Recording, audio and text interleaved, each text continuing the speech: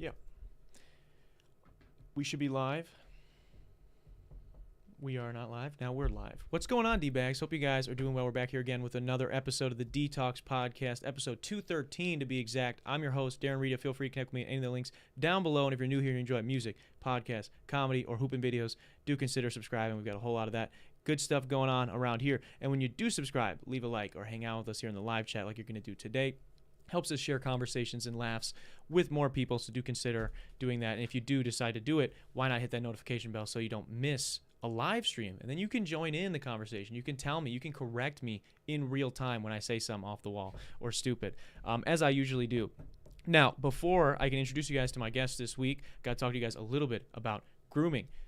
Because you've been messing it up, okay? We've all been there before. You know, maybe it's date night and we waited a couple extra weeks too late to trim the hedges down there. Cutesy little, garden you had down there has turned into a little bit of a sprawling rainforest. And now it's sweaty, it's gross, it's dark, it's not a good look. It's not a vibe, okay? And what do? You reach for that cheap razor maybe you got from Walmart a few years back. We've seen them. We've all used them. And you start trying to go to town. You realize you're playing a dangerous game very, very quickly. You don't got to do that anymore, okay? You got to go nuts. Go Nuts is a revolutionary, first of its kind, patented personal groomer that's unique design is unlike anything else on the market. So quit playing yourself with these products that swear that they're going to protect you, but they use the same tech and are going to get you hit with the same cuts and nicks. Use code RITA47 at the website thegonuts.com to get yours today. That's thegonuts.com, and you can use code RITA47. Help support the channel and support the homie Landon who started the business, and get yourself right. I got mine. It's chilling right here. Got the box and everything. Was doing some stuff for it this weekend. Look at that. I'm not gonna let you touch this because that's been on my nuts. I had a guest a couple weeks back who said he almost touched it, grabbed it like instinctually, and that would have been really bad. But I got to introduce you guys to my guest this week now that all that stuff's out of the way. I'm excited actually to get to sit down and chat with him a little bit. We've been talking here a little bit off air, and it's been good. He's a filmmaker from Sheboygan. Originally, he's kind of famous in Sheboygan, actually. We'll get to this. Let's give a wet dtalks welcome to Gabe Leistekow. How was I on the last name? That was perfect, that actually. Was okay. Yeah, wow, phenomenal. Yeah. I feel like I'm getting like the rock star treatment here. You are, yeah. No one ever gets that right. Well, so. I got to, man. We've got Sheboygan fame in here. In prepping for having you on the show, I revisited a short film of yours that you did on Sheboygan, which is your hometown. Mm-hmm. And I know you've talked about it a little bit already on another interview. But I'm curious, man. For people that don't know, do you want to just give us like a little rundown as to Sheboygan? What was the rest of the title? It's Sheboygan. Who knew? That's what it is. Yeah, I'll give you a little crash course on Sheboygan. I grew up there. Spent most of my life there. It's again like the film says. The tagline of the film is your stereotypical Midwestern Wisconsin town. I did think it was a small town for the longest time, but then I met my girlfriend, and she's from an even smaller rinky-dink town, and she's like, what are you talking about? In Wisconsin? No, she's actually from the UP, so way up in the woods somewhere. Okay. So very, very small probably. Yeah, really gorgeous up there, though. But Sheboygan is also very gorgeous, What's the population of Sheboygan? I think it's about 49,000, almost 50,000. Oh wow! Maybe we got there. If we did, I'm sorry, I didn't. You're not up to date. I wasn't there to celebrate. It's been a minute. But yeah. Damn, that's dude. I'm from Twin Lakes. That is 5,000 is what it says on the sign, and it's a summer town, so it's probably more like 3,300. Mm-hmm. It's pretty small, so. Hey, but those towns got the best kind of charm, though. They do have a charm to them, and so you decided to capture that. I kind of want to just understand, as somebody who is a filmmaker, who is studying filmmaking, what was like the pull that you were like, you know what, I'm gonna do sort of almost a love letter of sorts to my hometown. Like, what was the pull to that? Yeah, so it was interesting. I started college. I made that film my freshman year of college at UW-Milwaukee here in town. And yeah, I decided to do my whole first year online from home, from good old Sheboygan, because you got Wi-Fi out there? Yeah, most of the time it's it can be a little janky. Frontier maybe, depending on what side of town you're on. Closer you are to Kohler, they got the best Wi-Fi, but fuck Kohler. But I'm sorry, I didn't ask. No, you can say whatever you want. Okay, awesome. But yeah, so I was taking this class my freshman year of college, and I think the assignment was something like just making some sort of documentary film about a place. And so I was like, I've been to a couple places before, but couple places. but I am in this place right now. And it was one of the last classes I took before I made the move here to Milwaukee to actually be in person. And I was like, you know what? I love Sheboygan. So many great memories, so many great people I met there. And I'm like, I think the best way to end, this chapter of my college experience, this first chapter, let's make a little love letter, like you said, to my hometown. Yeah, you kind of showcase some of our Midwestern, specifically Wisconsin tropes. In that, I think you said in the video that every block there is a church or a bar, which is pretty true. Yeah, even in the small town I was telling you about, just about every road's got both of them. No, exactly. A couple of them in some cases. So it's a little ridiculous. I think the best roads have both of them. Yeah. It was so funny because I had written the script for that, and I was like, is this actually true?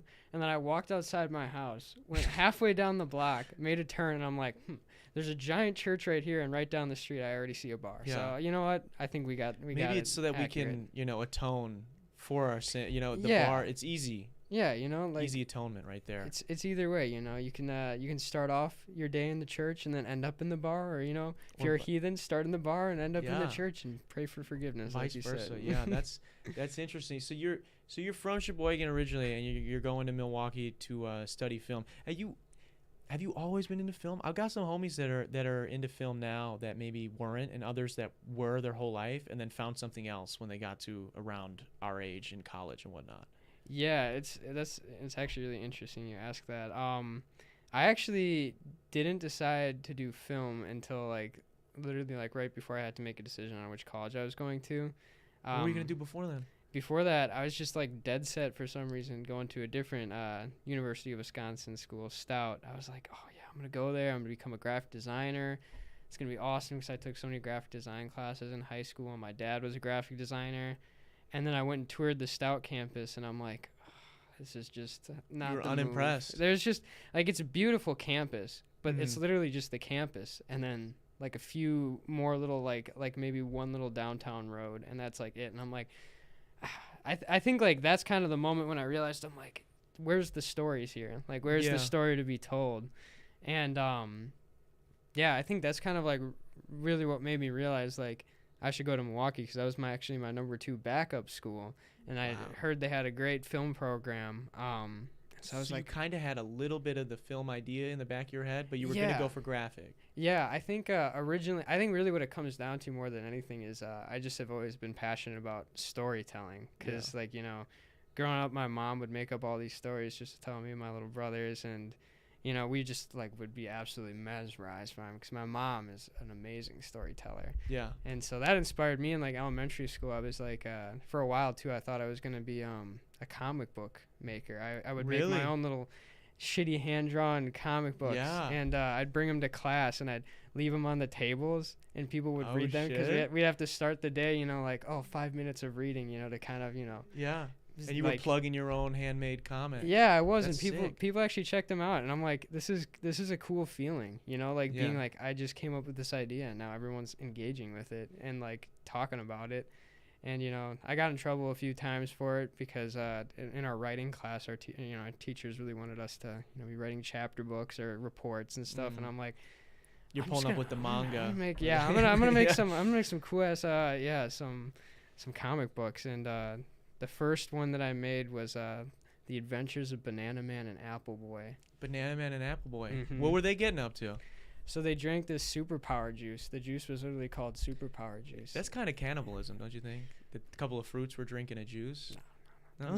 Don't start it. Don't. Yeah, the lore is deep. It's not that deep. It's not that deep. Okay, but yeah, so they drink this juice and then they just fight all these goons. I think the first people they fought were I think I'm for some reason I made them Cracker Jack, little caramel popcorn stuff. So yeah, they kicked the shit out of them, and then You had a beef with Cracker Jack at the time, subconsciously. Yeah, I think it's because I wanted to like it more than I actually did. Yeah, I was just like, I really wanted the free toy in it, to be honest. Yeah, but, that's fair. Dude, that's kind of fun, though. And like you said, it's interesting when you kind of get those moments of when you're growing up, and they make sense now, maybe, like looking back, when you get those moments of like, wow, this didn't exist, right? And now you're watching other people interact with something that came from your mind. Exactly. And there is something surreal about that. I don't know how to really describe it. No, for real, man. But it's very special. And even I know, even looking back in my own life, there's definitely been times I was big into I liked definitely like captivating attention and drawing people, bringing people together, and like facilitating an experience. So I would do when I was in high school, I would do these tournaments. Me and my friends were big into 2K and Madden. And that's just what you do. And everybody has their person in their friend group who thinks they're like, dude, I'm the fucking coldest Madden player there is. I'm the coldest at 2K. Nobody's nice like me with the sticks. Like everybody thinks they're that fucking good. And even within a high school in a small town, you'll have, different pockets of friend groups where I'm sure everybody thinks that they're the best, whatever. Yeah. So we would run these big tournaments. Like I'm talking like 30 people, like 20 to 30 people. And it was like you had to buy, $10-15 to get in. We were exchanging a lot of money. Is it like a LAN party type deal? Dude, 10 to 15 PlayStation 4s at the time. Dang. All hooked up. One of my homies had a giant like full regulation ping pong table. Oh my god. So we'd have like regulation. we'd have 8 of these fucking TVs around, and then we'd have a couple PlayStations set up elsewhere, and we had a big bracket. You had to buy in. There was flyers all over school. I actually almost got in trouble for promoting it at school because it was considered gambling. Because you're paying money to get in to this tournament and you can win. So it was a whole thing. But I didn't realize it then. Like I just was like, this is cool, and no one else is gonna do it, so I want to make it. And then like when you look back, you're like, oh, it makes so much sense now why I'm doing what I'm doing. No, exactly, man. Yeah, no, it's definitely like I think that's really what like it's interesting, like for school and stuff, trying to apply for scholarships. I gotta write like little essays for them sometimes, and what I always end up like, I'm not like the most organized writer, but whenever I'm like writing those, I feel like by the end of it I'm like reading it back and I'm like, this is really just about like bringing people together, and just like creating an experience for people to kind of be able to share, because I think that's the cheesy line I wrote at the end of all of them is like, nothing brings people together like movies, or I guess 2K and Madden. 2K and Madden can do it too. I think they're right there. They're both up there together. 2K and Madden are maybe right behind fine art and no, exactly. But and like I think too, like it just like when I was growing up, my dad and me, that's kind of like how we bonded too in a lot of ways, is like he would show me, like he would just go to Blockbuster with me all the time, and back when that was a thing. Dude, yeah. And I'd get my gumball out of the gumball machine and then bring home whatever random movie he saw a trailer for, and we'd check it out. And some of them I was way too young to watch, some of them were like just right, and just that magic, like there's something special about it, man. And especially when your parents show you like cool pieces of media, that can have a huge effect on you. I remember when my dad showed me the Rocky films for the first time. It's magical,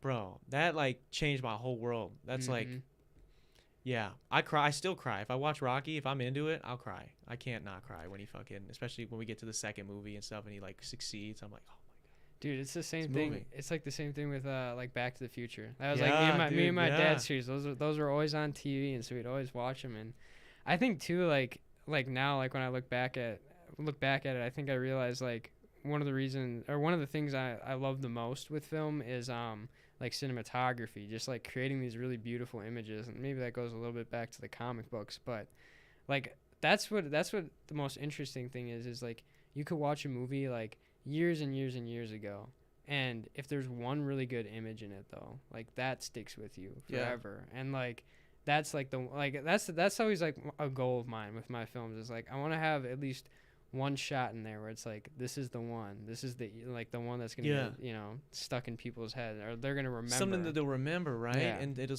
like you said, it'll stick with you. And I think too, when you're talking about cinematography, something that's so interesting to me as somebody who doesn't make films but definitely dabbles with like that side of videography and whatnot, is that you can, people say a picture is worth 1,000 words, right?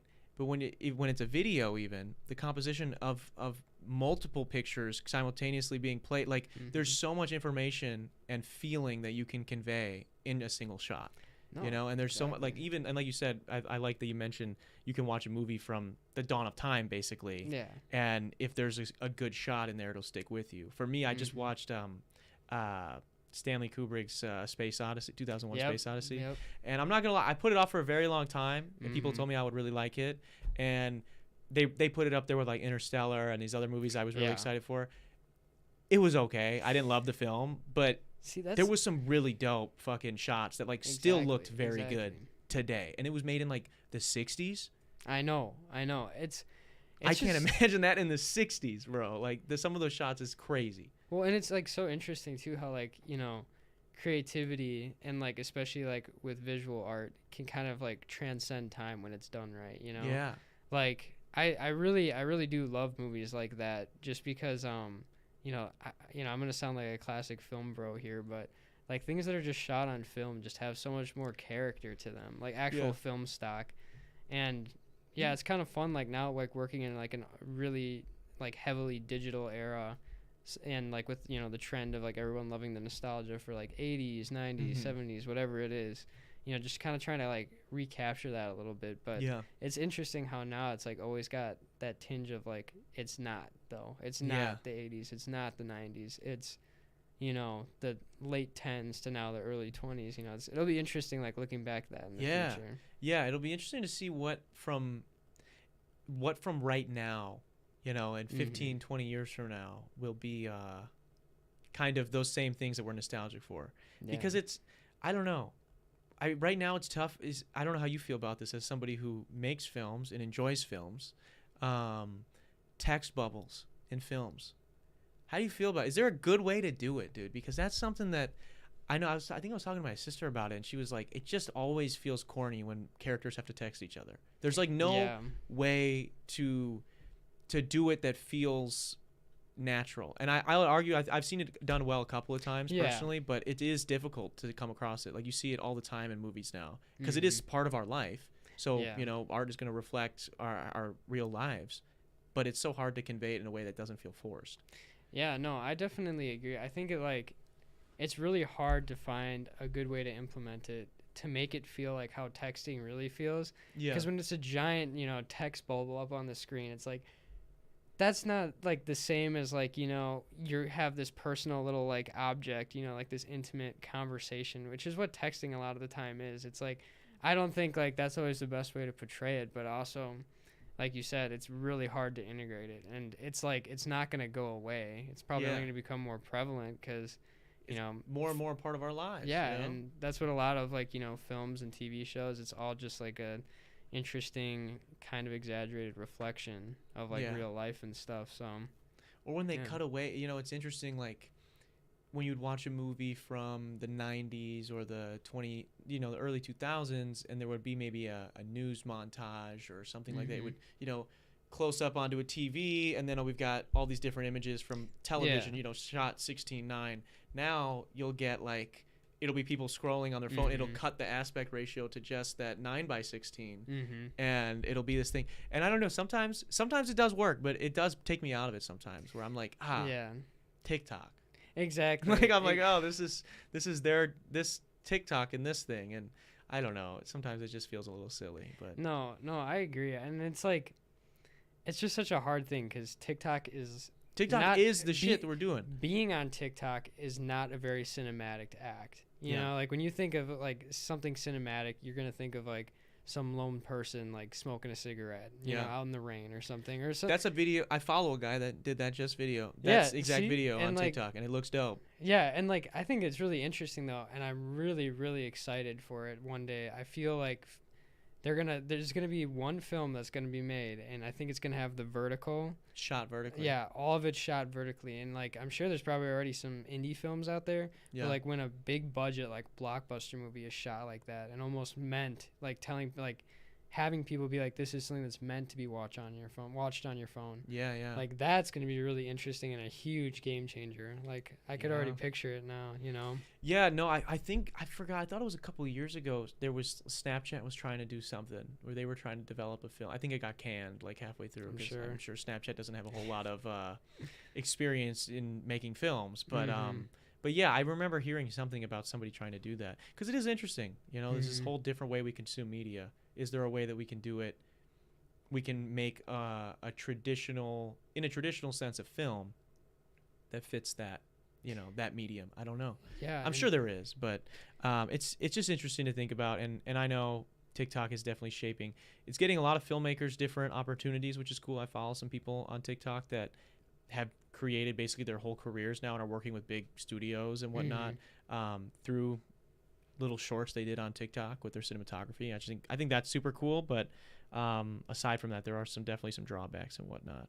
I want to talk to you about a little bit about getting funding for films, equipment, because that's the thing too. As a filmmaker, and even if for myself, that someone who isn't a filmmaker but is making media, content, all that stuff. Equipment is a big name in the game, man. Some people get way too obsessed on it. Other people maybe should upgrade, some stuff. But there's a lot of talk about equipment. And for you as a student who's in school for it right now, what are your general thoughts on equipment and like getting equipment, getting funding to do a project, all of these things? How do you do it? How do you go about it? I think personally, it's really interesting being in film school because there's very clearly two groups of film students. There's the tech-heavy students, and then there's the storytelling, like narrative students, the people that are good with like kind of, making all the ideas and figuring out how they're going to flow. But then, it's like you need both. You need this like mutual, like working together kind of thing. And as for me, it's like doing, like you're saying, like making like independent film now, like in school and stuff. A lot of the strength, I think, of film students is the ones that are able to adapt the most and challenge themselves with maybe not having the best equipment, but how do you make something of quality? And also just like I think like one thing you had mentioned before we started recording was like this idea of taking this giant idea and then really just grinding it down into like, how do I actually make it? Like how can I make it right thing? Now? Yeah. And I think a lot of it, just like for me personally, comes down to just having whatever software I have or, equipment I have, whether it be janky or not, and just playing around with it a bunch, and just maybe like even forming a really grand idea around like like pretty basic like tricks that you know how to do. Yeah. Because if you do enough of those tricks, like, man, you can make some real magic. Like, I recently made a film that I dropped on my YouTube channel called Fuzz, and it was this very surreal idea I had, like a while ago, and I just was waiting for the time to do it in like a class. Yeah. Because it's hard to shoot outside of it all, but it was really fun and really rewarding by the end of it, watching it and being like, I created the image that I saw in my head. It's not exact, but that's part of the reason why it's so awesome is because it's not quite there. I think for me personally, I really push to like just have people do more do-it-yourself kind of mentalities because you don't need the best equipment necessarily, especially today, Everybody basically has a camera on them 24/7. Yeah. And that's something I love messing around with is I shoot a lot of stuff on my phone just using different apps and stuff. And you'd be surprised at what you good can get, quality stuff you can do. And then you take it into an editing software, whether it be, like CapCut or, Premiere. And, you can make some real magic. It's really just, again, you got to have that passion kind of like burning you and kind of pushing you to keep going further and further down the rabbit hole with something, and then you get something good. And I like that you mentioned knowing kind of tips and tricks with the stuff you have, right? Where it's like maximizing the equipment you do have and the software you do have. If you learn all the ins and outs of that, there are going to be things that you're going to be able to do that, let's say I have a better camera than you, or I have the best, newest equipment and plugins and all these things. Maybe I have some nice LUTs and whatever. if I don't know as much about those things and how to get the most out of those, you getting 100% out of what you have and me getting 40% out of the nicer shit that I have, probably going to come around to the same product. You're probably going to even have something better.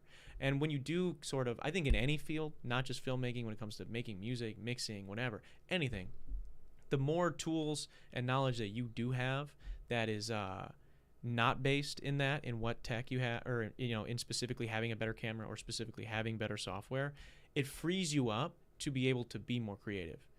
Right? Exactly. It's like you can't, if you're playing a sport, I played college basketball. It's a big part of my personality and everything about me growing up, and playing basketball my whole life. When you first get on the court, if you're just learning how to put the ball between your legs, it's going to be pretty hard for you to get creative and do something interesting on when you have, a double team coming and you to get through that and get to the rack, right? If you can barely put it through your legs, it doesn't matter if you knew how to also put it behind your back. If you barely can do this thing, you barely being able to do two things isn't going to help. You need to master things, because then it frees you up so you're not thinking about it. It's just happening. And the same thing with creativity, where if you're making a film, if you know how to get everything you want out of what you have, then you know what you can and you can't make, and that frees you up in a way. And like you said, that DIY perspective, having that outlook on creativity, I think is, for me, that's something I definitely jive with, because that's something I've just always been about, is doing it myself, mainly because no one's going to help you. No one's going to help me, so I just have to do it that way. But yeah, I definitely jive with it. I think that's special. And that's a big creative challenge, too, is a lot of the time a barrier you run into very often is finding someone who's as passionate, or at least half as passionate as you are about the thing that you want to make. Yeah. And God, man, like having the right crew and the right mix of people is such a make or break. And I think like it's interesting, because I always say this to everybody. I'm like, going to school for some sort of art related thing. Yeah. I don't think it is essential, like by any means. It's great exposure, and like in the sense that you get exposed to more art of what you're interested in. But at the end of the day, it's like, it's really about the connections you make. Like for me, it's like I meet some amazing creative people who come up with ideas that are so out there, or gross, or like scary, or fun, and like I'm like, and like being surrounded by that, again, it comes back to like the community of it. And like that's where the motivation comes. That's where the magic is having this group of people that you brought together, or you met in a class or something, and just watching some like random thing you made, and whether it's good, bad, somewhere in between. It's you don't know where people are going to end up too. That's the other thing. That, like you're saying, the people you're meeting, someone might be a PA on a set right now, and maybe they make a connection with somebody else, and now all of a sudden they're directing their own small project, and they're like, hey, I remember that Gabe guy from school. He was pretty cool. Maybe I'll hit him up, see what he's doing. Exactly. And all of a sudden you're working on something special, So I think that's important. I think too, you mentioned having a good crew and trying to find, we talked about this, I think, previously. We did. We had a long talk about this, where it comes to, it's so difficult to get somebody, like you said, that it is even half as interested in the thing that you want to make, as you are. Because at the end of the day, especially when it comes to other creative people, we all have all these millions of ideas that we think are the best and that we think need to get made. And so it's difficult sometimes when, especially, we need help from other people to make these come to fruition. Half of it's selling, man. It's like selling the idea that, like, dude, does this sound as cool to you as it sounds to me? And obviously it won't, because there's no way you can see what's going on in here. But if I can get you, at least, like you said, half as excited, we have a shot at making this and it's turning out how I pictured. And that's, I'm sure you've felt that. I know I felt that when it comes to even like trying to schedule a group of people together, or, work on conceptualizing a music video or things like that. Like those things are, if everybody's not enthused, they fall through very quickly. Exactly, man. Exactly. It's, like I said, it's like an infinite challenge, but it's like that kind of challenge is also kind of what makes it interesting. Like it's like when, like, going back to what you're talking about with, like, the whole gambling with 2K and Madden. It's like you're taking a gamble anytime you do anything creative, anytime you express yourself creatively. And again, it just can be the most rewarding thing in the world, or it can really suck. But it's like there's something about that, like being in that culture, and especially when it's like it can be fast paced and like all this other amazing stuff. And just trying. Trying on its own is fun, right? Whether you fail or you succeed, trying. If you enjoy actually making films, or if you enjoy making whatever other art you make, like, then regardless of the conditions, it's going to be fun to do. So that's definitely cool. I also, I mentioned too, do you have to ever get funding for these school projects? And if you do, how do you do that? Well, for school projects right now, a lot of it just comes down to, hey, I think I have like $100 to spare in my account right now. Yeah, let's use that. Order some random junk that we're gonna use one time for this video off of like Amazon or something. And like for that video I was talking about earlier, I bought this like really weird looking like plague doctor mask and like an old briefcase from Goodwill. Like that's another thing too, is like, go to Goodwill. If you're an independent filmmaker, if you're Goodwill in general is great, but if you're an independent filmmaker and you're just trying to get into it and check it out, go to Goodwill. Yeah, you find so much cool stuff there. But again, like the funding, it's interesting because like I think with some of my biggest projects, it's like, I already put $100. I put that $100 into it. But if I put $5 more or $20 more into it, I can get this one extra thing too. And like as of right now, it's like as a student, you're not necessarily making any money back out of it. But I think like that's another cool thing about film school is like you just are amped to do it. And like, like it's like you have a deadline set from your classes. And just reaching that in the most like bombastic out there way, or the most unique way to you, that's really rewarding. So the money becomes kind of secondary almost. But I like this next year though, I have to do my senior thesis film, and that's something where I'm gonna actually start doing like GoFundMe and all of that. And I think like as basic as it sounds, GoFundMe can be a solid way to do it. That's what most film majors do in my program. But I love the idea of getting creative with it. I have an idea to try to get some funding is next time there's a parade in good old Sheboygan, I might don my red little outfit and my little cap and go through there and throw some suckers out with QR codes or something fun like that. There you go. That'd be fun. Again, it's just, as much as I want to, have my rich uncle give me like, $2,000 of his own money, I'd rather, actually do the work to like feel like I'm outsourcing it. Again, make those connections, make people almost have a stake in it, because then, like we were talking about earlier, like they're invested in it. Literally. And like creativity too, like with the process and everything, it's like when you have more people invested in it, it almost guarantees a better end product. Because it definitely can help. More minds on something, more eyes on something is going to help. You're going to see the cracks before it comes to a deadline and stuff like that. That's interesting, man. It is tough when it comes to funding at the level that you're at right now. When you're in school, when you're doing shit, you got an idea and you're like, we're just gonna make it happen. It's difficult because to somebody that maybe would invest, it's like, well, what in return on investment am I getting? It's a student film, so it's difficult to draw that. I had an idea for you though, to maybe help you fund your next project and maybe help other filmmakers fund their next project. Have you heard of this NPC trend that's going on TikTok? I have not. I know I was mentioning it before. You mentioned it, and it sounded really interesting. So this might be a way that you can make some money, and I'm excited to show you this. So there's this. I'll break it down for people that maybe don't know that are listening or watching. There is this trend right now that's going very viral on TikTok because of a couple creators in particular that like really launched it.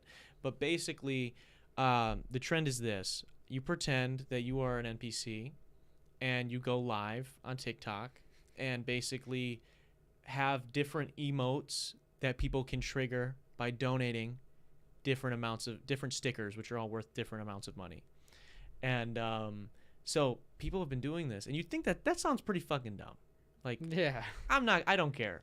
I don't care if I donate however many 100 roses, if that means you're gonna go, ready, sir, 100 times. Like, I don't care. Me personally, as a logical human being with brain cells, right? That's not the reality that we live in. These people are making thousands of dollars in like 4 to 8 hour stretches of being live. Jesus. Specifically, this one creator, she's making a ridiculous amount of money. I'm gonna pull her up real quick. We're gonna give. I forget her name. Pinky Doll is her name. That's the girl who like really popularized this. Pinky Doll. Okay. Yeah. So this is a YouTube re-upload of one of her lives. I think this is maybe the one where she breaks. This might be her breaking character, but I'm not sure. But so you'll kind of get a taste of what it is if she does break character before that. Basically, she is just kind of how an NPC would, just like existing, and then as people are donating things on the screen, which I'm sure they won't really be able to see, she's reacting to that. So we'll just kind of get a look at this. Take your cash, take your kilo, yes. Take your in. Oh, thank you, Samantha. This is so cool. Take your cat in. Take your meals. Take your I'm ready. Gang. Oh, thank you, baby. This is for you. Take your cash, so take your kilo. She was kind of lame right there, but usually they'll be like, I'm not gonna do this shit. You're not gonna clip me fucking doing any of this shit. But people will be like, you can. I forget. I don't know if there's a hot dog sticker or whatever. But people will be like, oh, a glizzy, and they'll like eat a fucking. And then people will just keep donating it because it's so ridiculous, and they'll keep doing it. Can we get him a glizzy? Can we get a hot dog? And people will just be like, thank you for the roses, nom nom nom. Thank you for the roses, nom nom. And they'll just repeat it over. And these people will do it, bro, and they'll make so much money. And I'm thinking maybe you need to get on that to make some money for your next film. Yeah.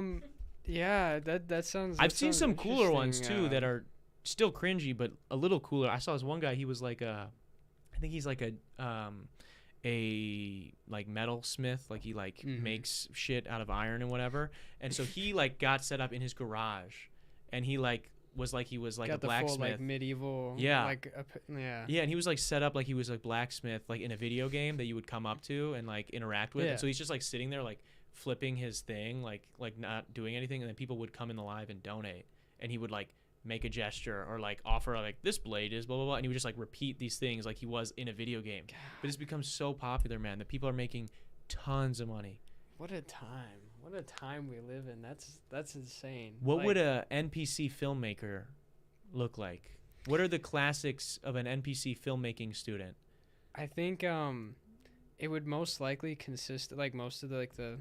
Like what would their sayings be? Like what would if they had like a drawstring? I think pretty much anything that Ryan Gosling does probably would be the main thing. I could already see all the film bros just dressing up as him and like just standing there and doing his shit. What are the biggest like cliches that filmmakers, at least student filmmakers, would say? Would they be like, maybe, oh, it's supposed to be like that, or it's supposed to be so dark you can't see anything. Dude, you have no idea. There's so many of them.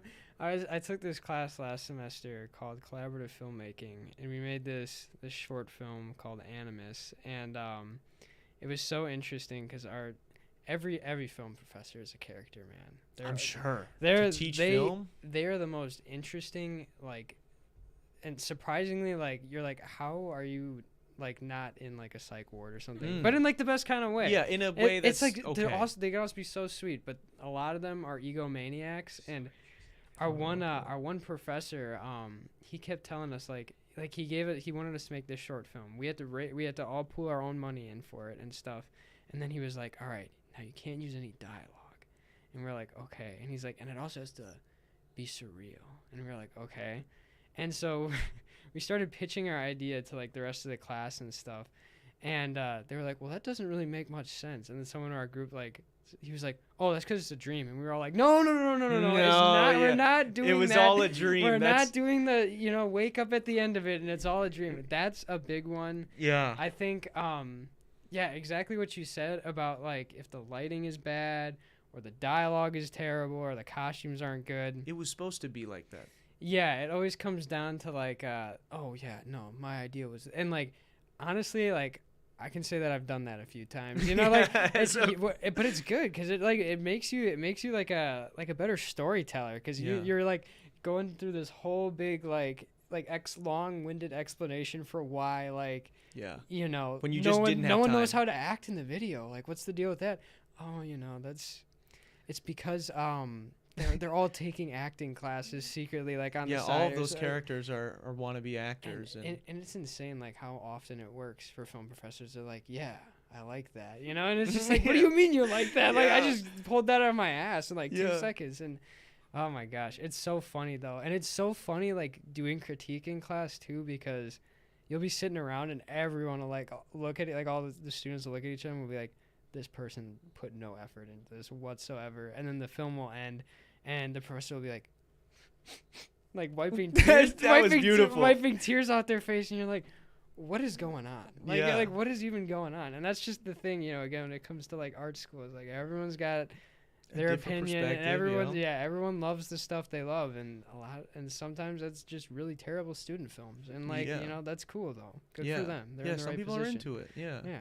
It's Milwaukee too it's a big experimental scene when it comes to film, right? Yes.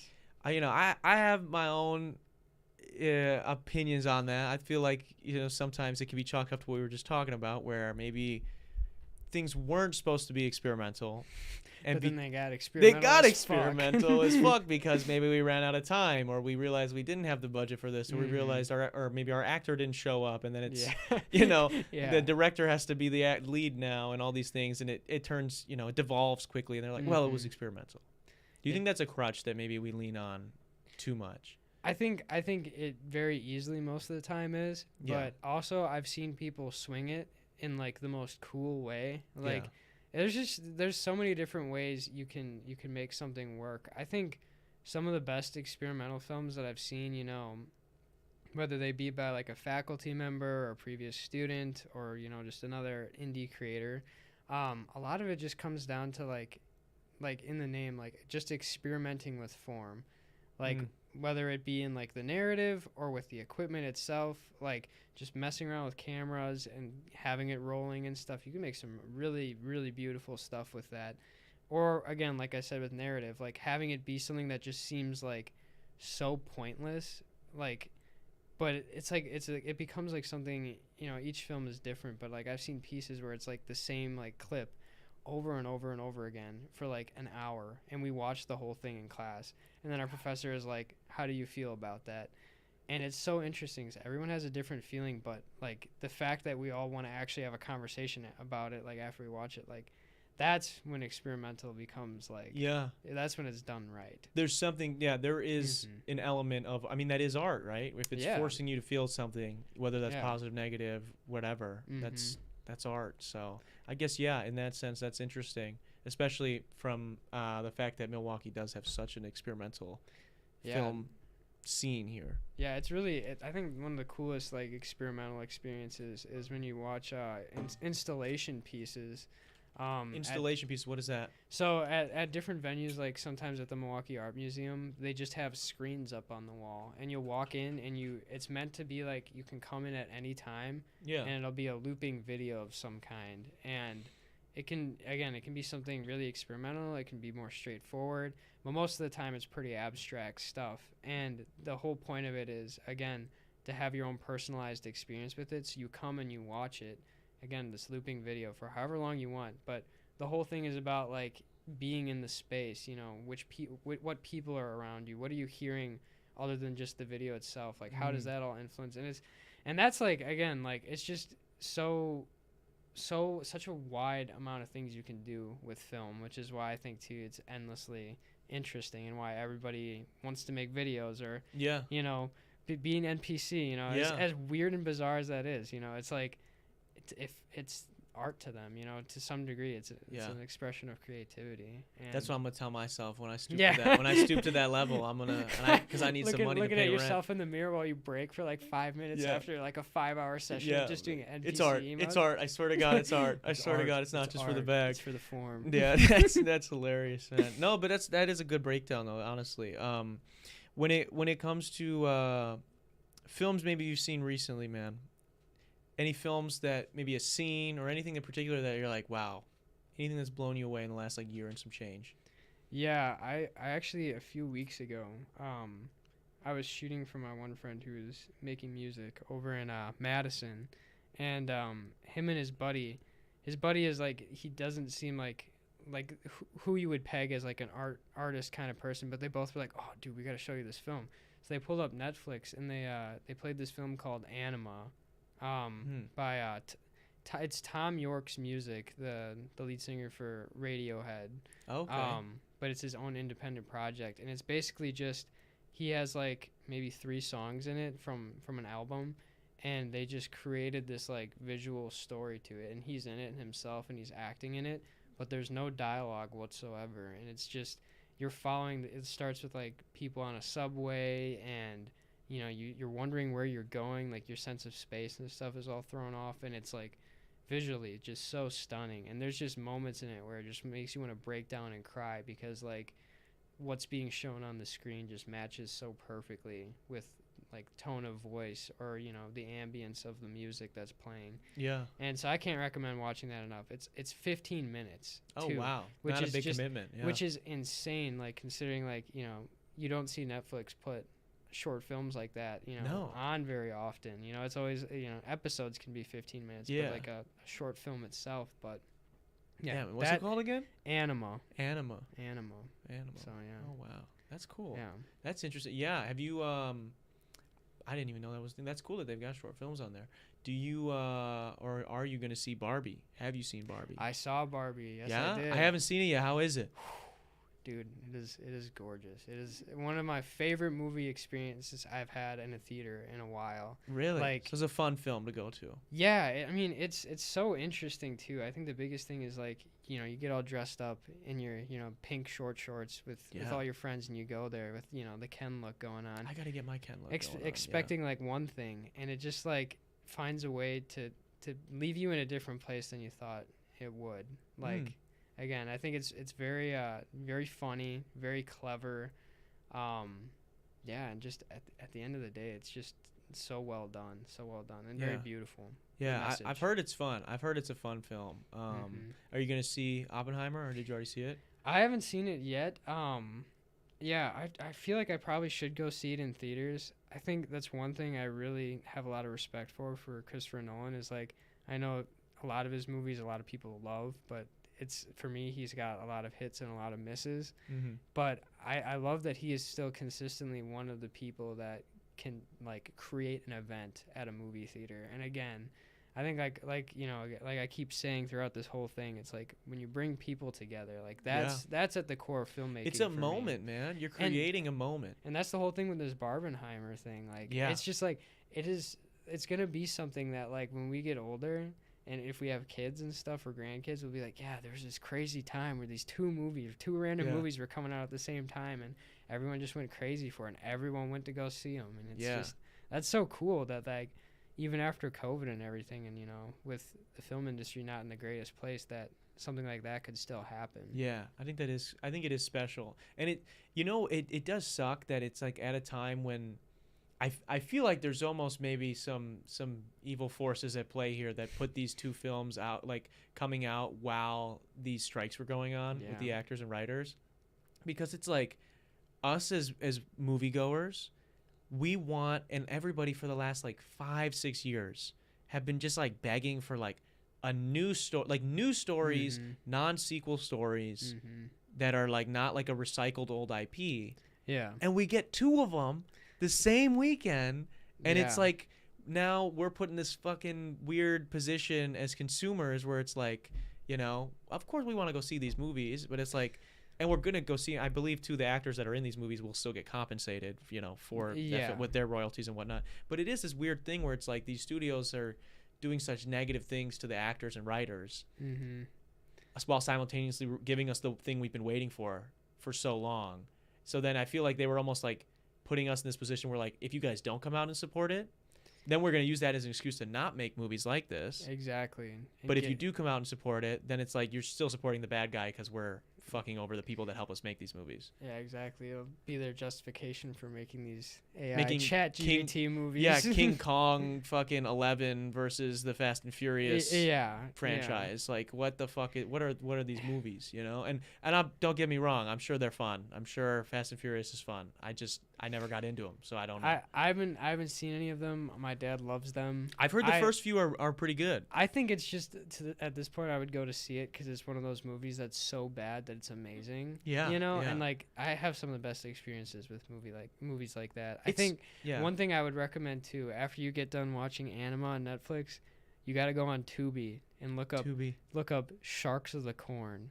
That movie. Shout out to Casey Miracle if you're watching this. He's the lead actor in it and does a superb job. It's literally about sharks who live in a cornfield and are terrorizing people. That's hilarious. Yeah. Yeah. It's great. It's like shot on like one shitty camera with people who didn't know how to like light or act or do any of it. But it's just like an hour long. Like they take you from start to end, and by the end of it, you're like, wow, this changed me. Yeah, yeah. Whatever that ends up meaning, but that's hilarious. Sharks dude. of the Corn on Sharks Tubi. Of the Corn check on it, Tubi. check it out. I've check got it Tubi. out. I made a Tubi account recently to watch something. I forgot perfect, what it was. perfect. Yeah, dude. It's funny the way films can do that to you. Even you're somebody. It seems like you enjoy, or at least can enjoy, popular films. And I notice a lot of times when I talk to my film buddies, they really have a disdain for like popular movies. The same way, like if you're around enough, musicians or people that are into music very deeply, they'll have this like weird bitterness towards pop music or like popular artists or a band that they love gets signed, and then they're like, man, fuck that band. I don't fuck with them anymore. Exactly. And so how do you have film friends that are like that, and how have you like kept that almost that wonderment for just all movies as opposed to like just a niche like a lot of people do? Yeah, I think it's really easy, and I've caught myself at times kind of falling into that position. But then I like watch like something like Barbie, or like even though Marvel's been pretty shitty recently, like there'll be one good scene in something and I'll be like, yeah. Guardians was dope. Did you see Guardians? Yeah, I loved Guardians. That was 3. awesome. But yeah, I think like it really just comes down to like if a story is good, it's good, and you you shouldn't shame people for wanting to see it, even if it's not good to you. It's such an interesting thing, and earlier when you were mentioning like the consumer side of like, do we go watch these movies right now with everything going on, or do we not? That's a constant like internal conflict I have with myself on the other side of it. Like, do I want to work for a studio like Warner Brothers or like Disney or Hulu or any of or Paramount or any of these big companies? Do I want to work for them and be on like actual sets and maybe actually get like real funding, other than the $100 extra that I have in my account, but sort of sell my soul and sometimes probably most of the time probably compromise on a vision? Or do I want to keep struggling and do it by myself? Or do I want to outsource to some other indie film production company, but maybe not have people actually watch the stuff you make? It's a constant thing. And like, again, I think a lot of it just comes down to like, do I want people to see the stuff I make, or do I just want to make the stuff that I want to make? And it's like, it goes. And you probably come to a different answer every day, I imagine. Exactly. Yeah. Like, it's definitely like, just like two sides of a coin. Like sometimes it's heavier on one and heavier on the other the next day. And yeah, it's interesting. It's really interesting. Yeah. Film is I will say film is definitely somewhat unique in that aspect. I mean, I feel like every art, definitely has that to an extent, but with film specifically, there is a lot of moving parts that are needed to make a feature film. Especially. Exactly. And so like to do that, like you're saying, you do have to make some judgment calls where it's like, what am I willing to sacrifice to make a feature film, and how much of my vision am I going to let up, to get that done? So it can be difficult for sure. Have you ever, well, I'm sure the answer to that is no. Will you ever shoot a porn film if you had to? That is something too that's like interesting. It's like, I feel like film majors that flunk out, sometimes that's what they end up doing for some extra cash, bro. I think for me personally, it just comes down to if I really needed the money. Yeah. I don't know. I think porn is one of those things where it always feels like an ethical dilemma. Like, no matter what way you do it, it just seems like there's always going to be something in it that's just like, that's kind of questionable. But I don't know though. I mean, like I'm all for supporting that, people that want to pursue that, especially with like OnlyFans and stuff. Yeah. I feel like OnlyFans is sort of, I feel like it's like the most ethical way to do it almost. Yeah, because it's not, I mean, I think it's pretty, especially for a long time with porn industry, it seems like it's pretty predatory in the sense that like you're looking for girls that are like just turned 18 and maybe don't have the financial means to support themselves, and you're like offering them an easy out to like be financially dependent, but still they're getting paid basically nothing, and then getting no royalties on top of that, because that's another thing in the porn industry. Nobody gets royalties, or at least allegedly. I don't know the ins and outs of everyone's contract, but a lot of these big porn stars say that their videos have been seen hundreds of millions of times, and they didn't see anything from that. They just got the initial $2,500. Exactly. That's it. And it's a lot of that, I feel like, stems from like the fact that it's not, you know, respected as like a craft or like an actual profession and stuff. And I think it definitely should be taken seriously. You know, people they put their bodies through some shit, man. Yeah, and like, you know, they deserve to get paid for putting the effort in, and, you know, actually, you know, pursuing the stuff that if that's creating value, do, you know? At the very minimum, you know, people are enjoying what they're doing. So and like you said with OnlyFans, though, I do think OnlyFans is probably the most ethical way, because it's in a sense where it's like, if I was you know, a young girl that wanted to get into that, it's like I own, obviously OnlyFans gets a small percentage of whatever you make, but it's like I own my stuff. You're your own boss, and you get to decide what I'm doing, how much I get paid for it. You get to set your own prices, like you know, renewals and everything like that. So exactly. I think a lot more fair. I think, as a long-winded way to get back to your question, no, maybe I wouldn't do porn then, because I think people should make their own porn for the, you know, you can make with themselves. Porn. You and the homies. Yeah, you make your own porn. You make your own porn. Yeah, dude. You wanna get the money for your student film? Make some porn, dude. Yeah, well, yourself. Though. Don't join it. Don't do it through a company or anything. Do it yourself. Yeah, that'd be cool, man. Would be cool. Would you what kind of storyline? What would be a good storyline for a porno? You know, because that's the thing. A lot of the acting and storylines get criticized quite a bit in pornos. And you're a storyteller, story enthusiast. How would we, you know, write our own porno right now? With you and me in it specifically? Yeah, maybe us two in it. Yeah, all right. Somebody else too, because that would just get. You're kind of putting me on the spot here, but. Well, we can brainstorm together. I feel like writing sesh. I feel like with like our long hair, we need to be out in the rain somewhere to start. Yeah. And I think it's like a meet cute kind of thing, you know? Maybe we're like waiting for the same subway. How about we're you know, I was picturing maybe Sheboygan, right? A small town. Maybe we're in a small town. I can see some trees, sidewalk. It's rainy. It's nighttime. We got some beautiful piers out there that go out to like a lighthouse. Maybe we just left a wedding. Crossing paths. Yeah, one of us just left a wedding in a suit and tie, drenched in rain. Maybe it didn't go so well. You know, date left us at the wedding. Yeah. And then one of us could be like a burly fisherman. Yes. Yeah. Yeah, I think we're on the same wavelength. Yeah, dude. Okay, all right. Now you guys in the comments, you finish it now. You finish the rest of the yeah. But it's just that moment we lock eyes crossing this pier. That's what happens. Well, what happens next? Maybe there's a lighthouse nearby. I don't know. It's beautiful. Yeah, that is beautiful. Darren. That's a good story. You know, we didn't waste a lot of time. We get right to the point. No.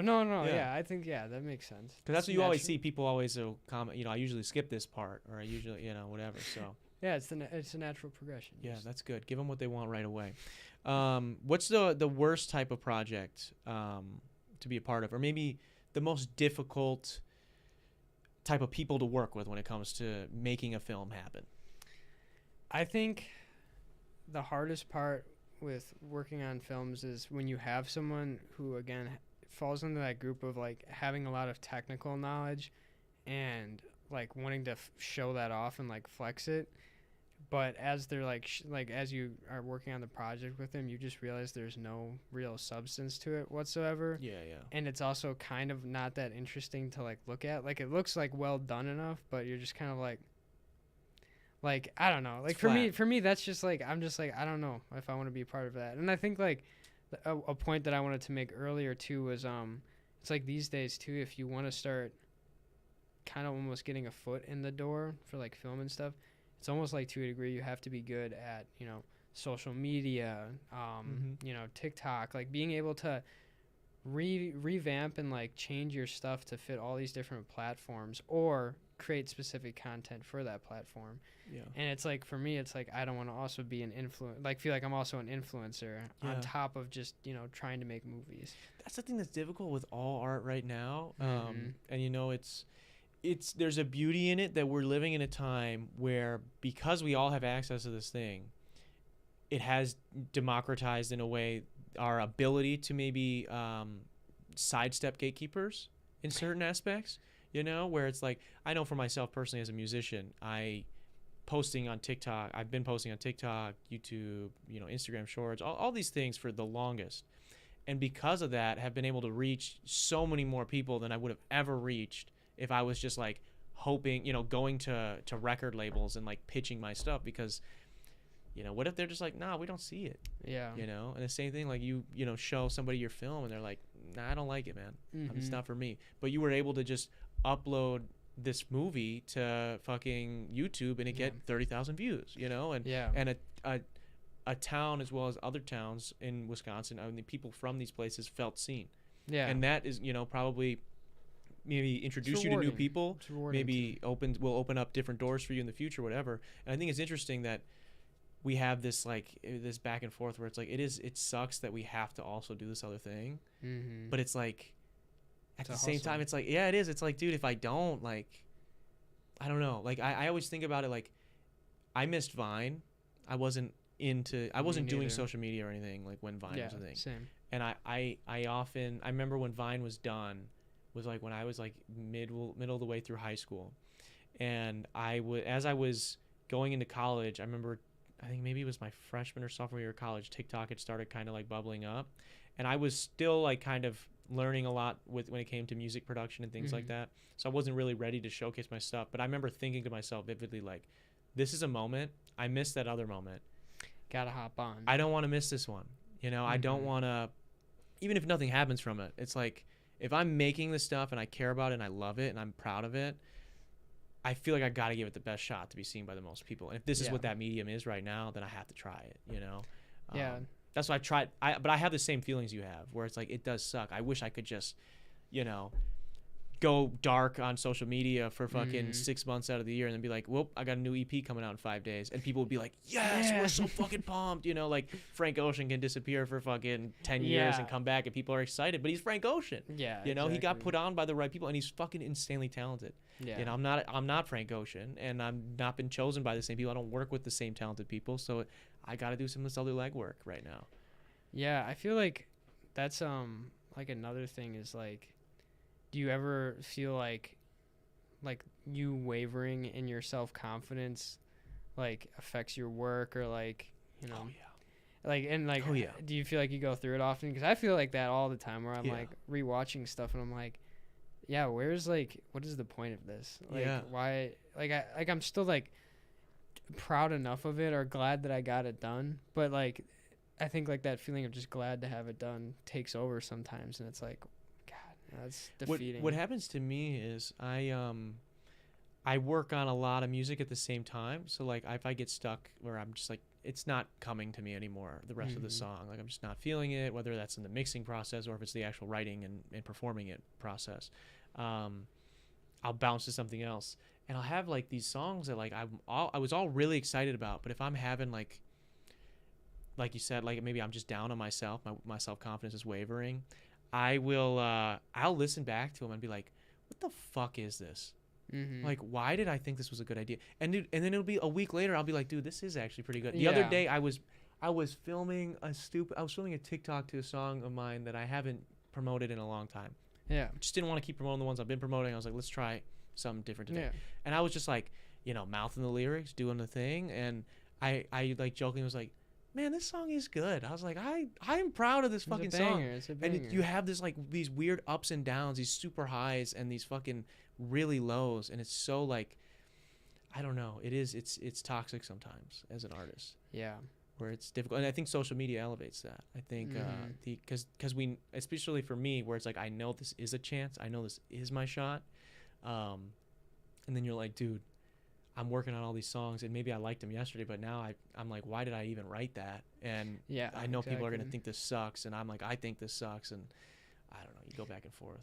And I think like what you said with like social media too, it's hard, like almost in a way, because your brain is more conditioned to want that instant gratification of, you know, having someone see, or like seeing that other people watched it or getting some likes and stuff, and then when it doesn't, you know, that's obviously like a kind of shitty feeling. Yeah, you feel like maybe that's a reflection of the art's quality. You're like, man, nobody shared this. Nobody commented on this. Sucks. Why'd I spend my time doing it then? You know. Yeah. But then it's like, like you said, I think it's so important for artists to have that, like, I call it like the afterbirth moment where you're just like, I just like pushed this thing out, and it took everything out of me. It drained me. Now I need to just sit for a second, recover before I can like properly like enjoy it, and like, you know. This will be interesting. Do you feel good when you release something? The day it comes out? How do you feel on the day of short film, any project you've worked on, the day it's coming out, the day it is out now, after you've hit, you know, upload, after you've hit unprivate, whatever it is, how do you feel? It's interesting. I think it really depends on the projects themselves. Like with my last project, I made these 3 short films, and I marketed them, or like hyped them in like one unified collection. And it's like the first time I've done something like that. And I think the worst part about it was like the day that they came out, you know, I was trying to make like a social media post with them again to like bring people to YouTube to watch them. Yeah. And I think like I had like the image didn't like load correctly or something like that, and the post ended up looking like really janky, and so I was like really quickly, and I already had boosted it, so it's like a kind of a force trying to like fix that. Yeah. And I think like that was the scariest part of it. But a lot of the time, like most of the time, I just like on a day when stuff's coming out, like I'm just like, I'm not gonna check it until maybe the end of the day if I'm feeling it, but just give it a day to kind of sit. And most of the time, you know, it's like you look the next day and it's like 15 views, and you're like, yes, let's go. We're out here. Yeah. We're out here. We out here. No, I get like I describe it as kind of like birthday blues almost. Yeah. You know, like I get this feeling on my birthday every year, where, and I don't know what it is. Maybe I just haven't had an awesome experience with birthdays or whatever. And where I like have like, you don't have expectations. Like you want to be like, it doesn't really matter what goes on, whatever. But then you get this weird like sadness that creeps on you. Like, why am I not doing anything? Like, I feel like I should be doing more. Maybe I should be doing more in my life. Like maybe I should, I wish my friends called. Or I wish maybe there was this party going on. Like, man, and you get bummed out. And I get the same thing when I drop a project. Like last year I dropped probably my best project when it comes to music is like a collective piece of art. And I was really proud of it. I worked really fucking hard, super stressed out making it, lost a ton of hair doing it.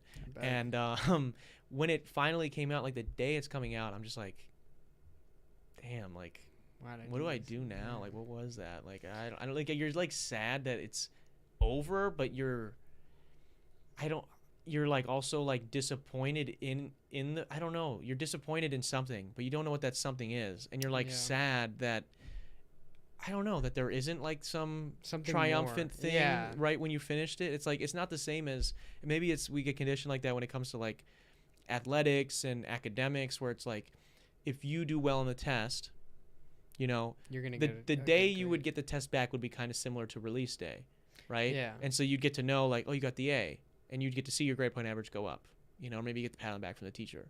Yeah. When it's a sporting event, it's like, if I hit that shot at the end of the game and we win, everybody cheers, we go home, I get to see my stats updated, like we won, right? With art, there is no win. Yeah, it's just kind of there. Yeah, no, the win is like the process. So like once the process is over, it's like, did I lose? Like what's going on? And I don't know if any of that made any sense, but that's just how it feels kind of on the day of. No, I agree. It does feel like you're like, there should be something more to this. You know, I should feel something more. And yeah, I don't know. I think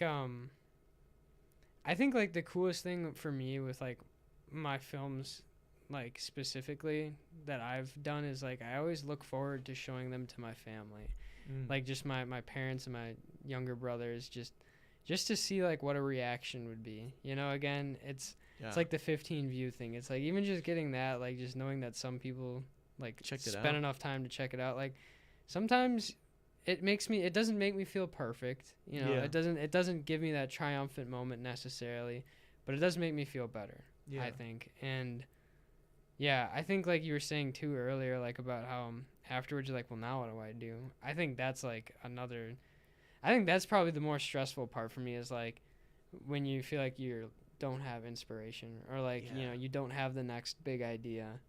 But, and then as shitty as that can feel, then, you know, it's just crazy. Like one day it's like lightning in a bottle, you know, or just it comes to you, and you're like, no, I'm gonna pursue this and do This is what I another have to crazy do. stint, losing my hair and stuff. Yeah, but losing my hair, losing money, yeah, wasting time, doing some shit that everyone's like, what the fuck are you doing, bro? but it's fun.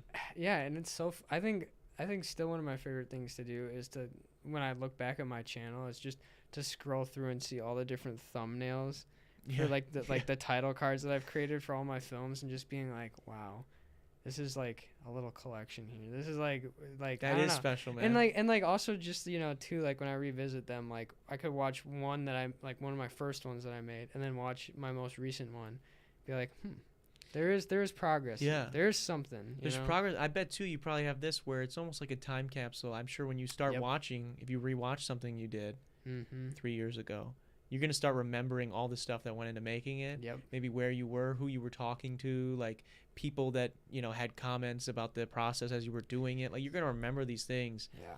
And I think that's one of my favorite things about making stuff and documenting it online, is that it's like, I don't know. Even when I'll hear a song of mine that, you know, maybe I realize now I could have done things a little bit better on.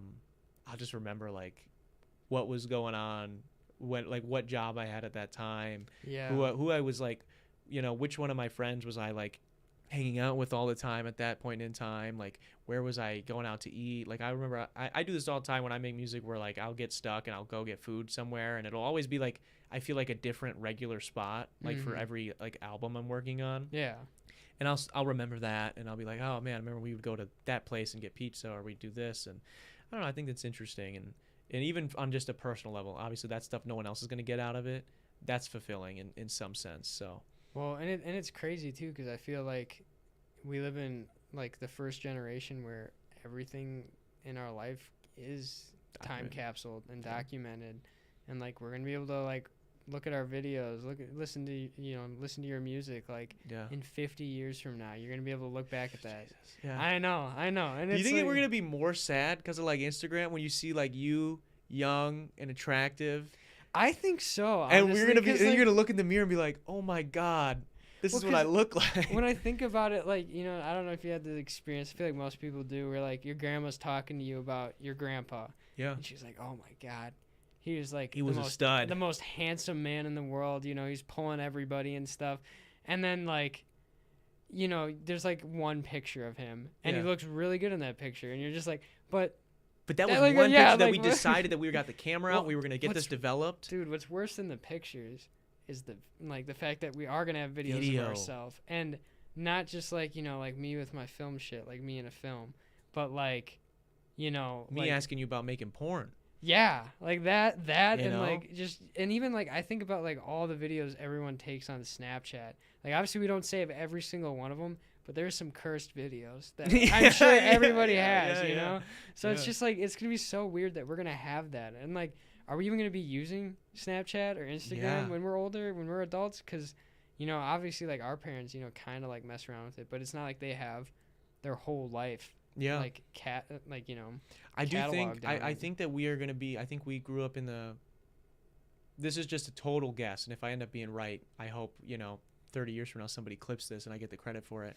But I do think we're gonna be like the first generation that's, because of how we've kind of grown up with tech evolving. Like we grew up as it was in its infancy when it came to like iPhones and iPads, and even video games got exponentially better and all these things. Yeah. Where I think, aside from us maybe hating our cringe videos of us on Instagram and Snapchat and these other things and our iClouds and whatnot, I think that our quality of life as old people might be better in the fact that, like, think about where VR is right now. Where's it going to be when we're, you know, ready to go in the nursing home?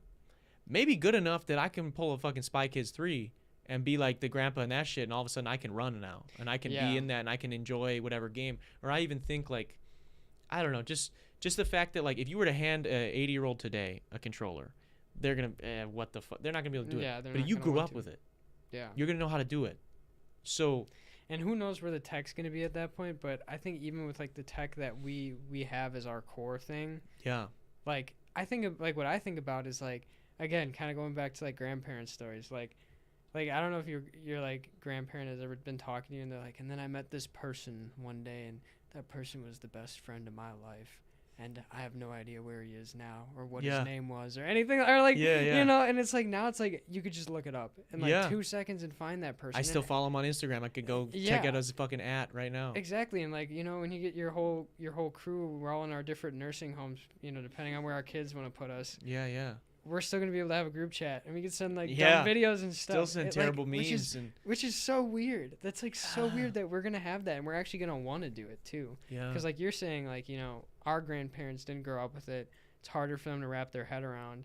Yeah. You know, they don't want to necessarily do it. They couldn't start now. Yeah. Like, right? Yeah. But we've already learned how to do it. Mm-hmm. So like, you know, they learned how to fucking start a car when that shit wasn't working, maybe change a tire. I learned how to share an Instagram story. So... You know, I'm going to be able to do that. I learned how to fucking set up a LAN party, Call of Duty. So I can do that in the nursing home if I want to.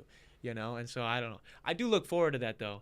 I do genuinely look forward to the day where it's like, I got nothing else to do except for play God of War. I can't move out of this bed. Yeah, I'm going to just play God of War for hours and hours. All day, bro. 100% this game. Fucking platinum trophy it.